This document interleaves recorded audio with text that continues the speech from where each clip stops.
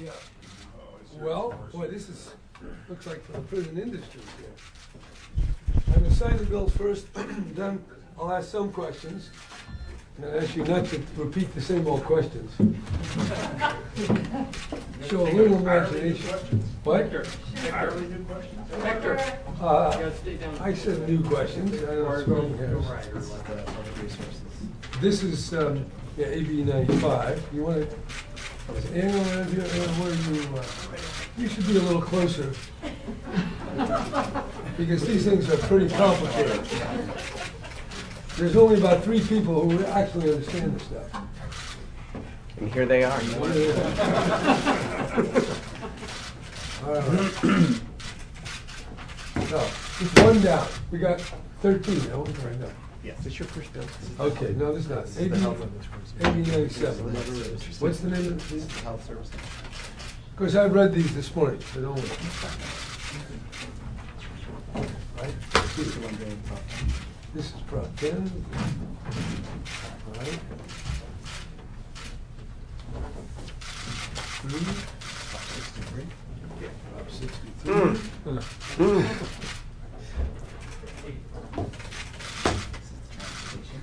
Transportation bill. That's $860 million.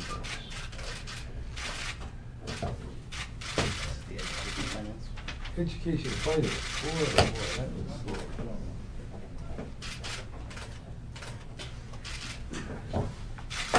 Human services?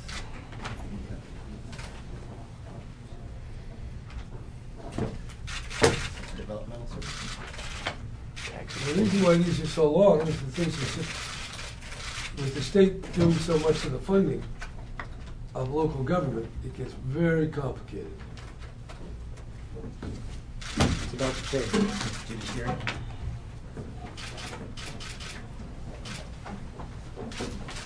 This is the general government services.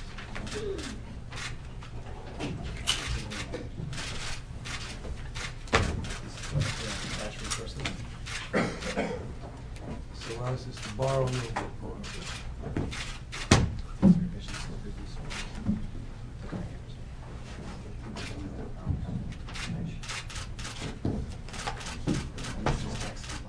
Tax compliance.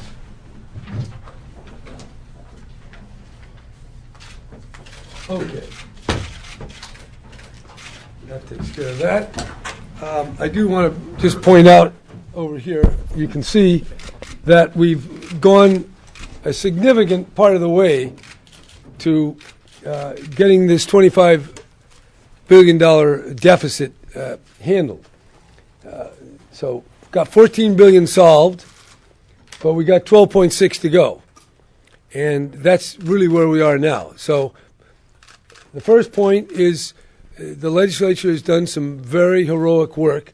These are painful cuts. It hits vulnerable people. It's not the kind of thing that I like doing. I don't think it's the kind of thing that any of the legislators like doing. But when you have a deficit, you have to do something. And so I really want to commend everybody who helped get us where we are. But, of course, we're only halfway to the goal line. And we need to find more revenues, or we need to make more and more drastic cuts. And certainly the next round of cuts will be much more painful and much more disruptive than the budget reductions to date. And that's something I really want the people of California to understand, that we are in a serious bind here. And we are either going to get more revenues or we're going to have some very drastic cutbacks. And we'll have time to discuss what those are in the upcoming weeks and months. But we are making progress. I've been talking to Republicans who would like to give the people a right to vote.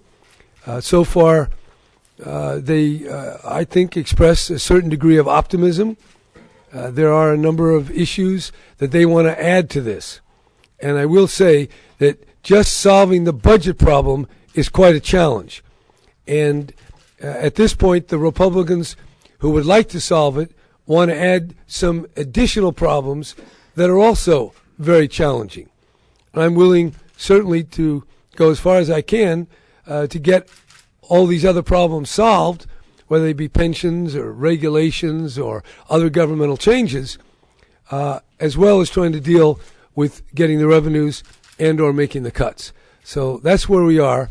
It's difficult, but I repeat again, I said I came here not to kid anybody, not to engage in gimmicks or smoke and mirrors, and to live within our means. That's the goal. It remains the goal this morning, and I would expect to be talking more with the Republicans to find out if some of them, at least a few, will vote to give the right of the people to vote on whether they want $12 billion more in cuts or they want to extend some existing taxes that they have been paying over the last 2 years. And maybe we could have do you want to say something, Mr. Senate Pro Tem here? So Be very I'd like brief. to share part of the burden here. Yes. It's shared, believe me. And thank you, Governor, first of all, for laying out the only credible path for the people of California to get through this fiscal crisis. Usually a signing ceremony with a governor is a cause for celebration. And this isn't a cause for celebration.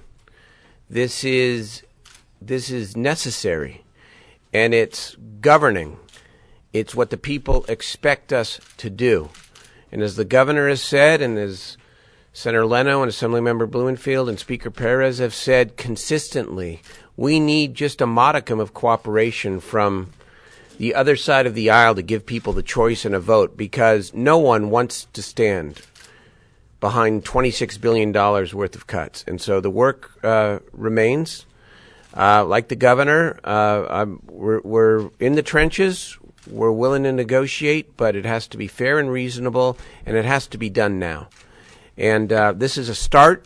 The good news for the people of California is that billions of dollars of this deficit are now behind us. Let's finish the work. Thank you, Governor Brown. Okay, thank you.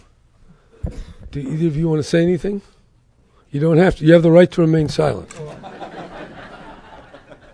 Got to have the Assembly represented a little bit. We want to really thank you for changing the tone in the Capitol in many ways, and having a partner is refreshing to be working with on making these tough changes. You asked us to get outside of our comfort zones, and we've done that in spades on the Democratic side, and we've gone further than any of us ever wished to. But we've got to get that extra step and move forward, as you've said, and we have to look at real, get partners to come forward with real solutions, not picking out these sort of mythical ideas out of the air.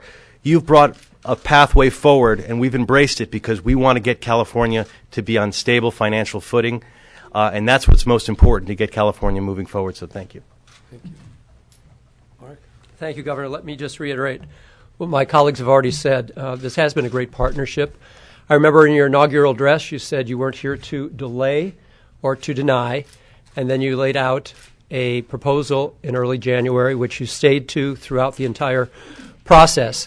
As the legislature held hearings, we listened to the public and did our best to make some slight amendments to your proposal, respectful of the overarching architecture of it, architecture.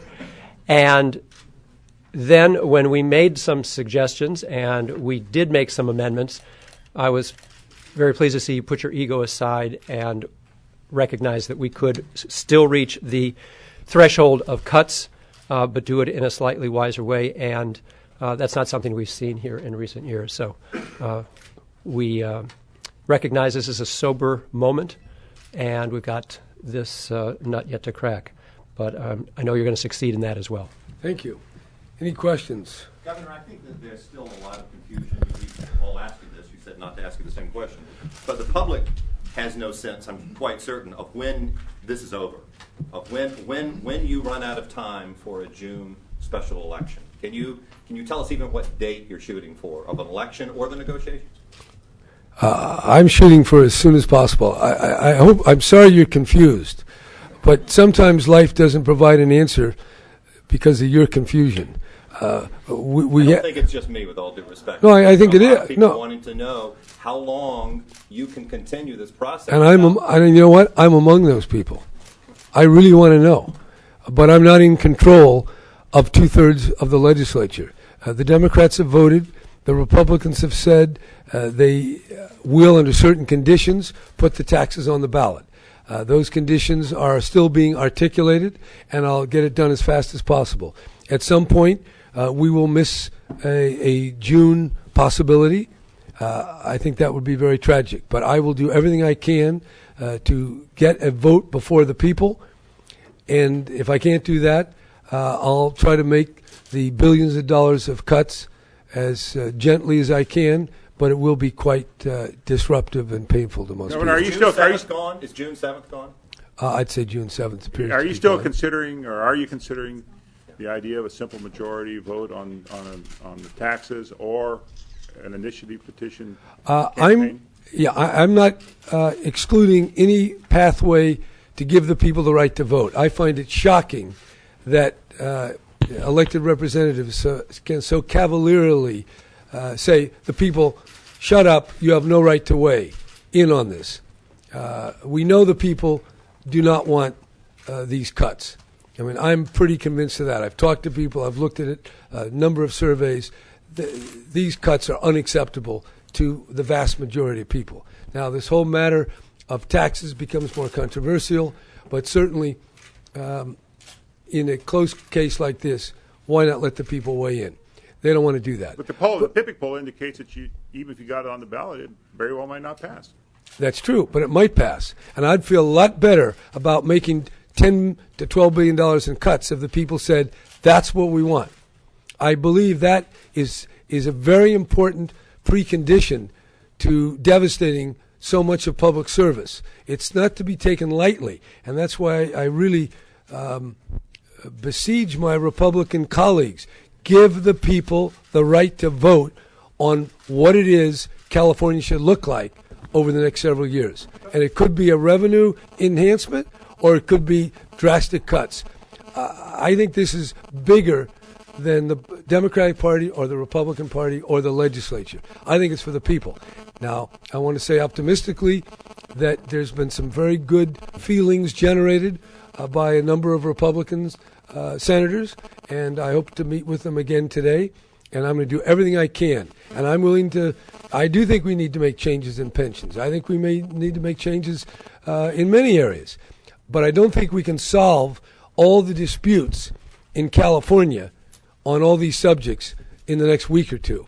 And that's really what we're facing. Governor, Can you talk? earlier today you said that you think the voters would support the tax extension if they knew the alternative. Yes. If they knew, but you haven't laid out the alternative specifically. Tell us what an all-cuts budget means and what is the alternative. Why don't you tell them?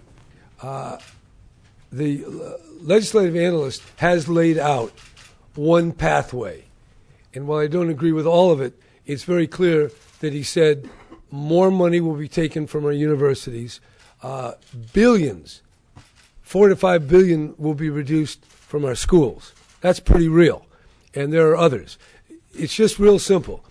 We got to find billions and billions of dollars of cuts. And certainly over time, it's going to come out very clearly what it is. The LAO has left it out. He has credibility. I don't want to go around threatening people. I want this to be a very factually based debate. And that's the reason I've been hesitant to run up and down the state like Paul Revere, saying the sky is going to fall. I'd rather have this a very deliberative process and let people discover over time what the alternatives are. And I think they will. Before they vote or before we make the cuts, the people of California will get a very good insight into what it is. But you can be sure it'll be very bad for the university. It'll be very bad for schools. It'll be very bad for public safety. It'll be very bad for the care of the mentally ill. It'll be very bad for emergency medical and things like that. That you can be sure of. The exact numbers, we'll make those available as we get closer to the real decision point. Can you give us the pros and cons of your alternatives, going around Republicans and doing majority vote to put the special election taxes on the ballot, pros and cons of a November ballot initiative? Oh, well, the pros of having Republicans support the plan is that voters feel better about a bipartisan solution rather than just one party saying this is what we like. So there's no doubt if Republicans join in, it's better. If business and counties and firefighters and teachers and nurses join in, that's good too. The wider the consensus, the more likely it is that the proposal has credibility and can win voter support. No, but the alternative, we're going around Republicans and doing majority vote to put the special election taxes on a ballot. Well, I'm certainly a lot of things are better than all cuts. All cuts is going to be a irreversible path forward that will leave a lot of tears in its wake. So I have to keep looking at a majority vote, an initiative, anything else that would make sense. But all of them are fraught with real difficulties. So time is closing, and the one thing that we can do, we can cut. We have that in a well, actually, I don't even have the power to do that. I have the power to propose it, but in the final analysis, only the legislature can vote on a budget, and therefore the possibility is that we don't get a budget at some point down the road, and that would be very, very harmful to our state's credit and to our economy. And November? You talked about political benefits of having bipartisan support. Do you think that having... Well, I think the benefit is that it sends a more persuasive and confident message to the electorate. This is complicated. You saw those numbers of bills. I mean, you know, how many people can understand it? And the wider the support base, the more confidence of the people, and therefore the more likely that they'll vote for the revenues. Do you think that having some sort of pension reform and some sort of spending cap on the same ballot enhances the political chances of these tax extensions passing? That's not clear. I think the biggest, as I look at it, what people are most concerned about is that the money goes to schools and to public safety, and that they're sure that that's where the money's going.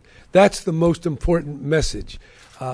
Dealing with pensions, look, that's an issue we got to deal with. If we don't deal with it now, probably somebody's going to deal with it next year.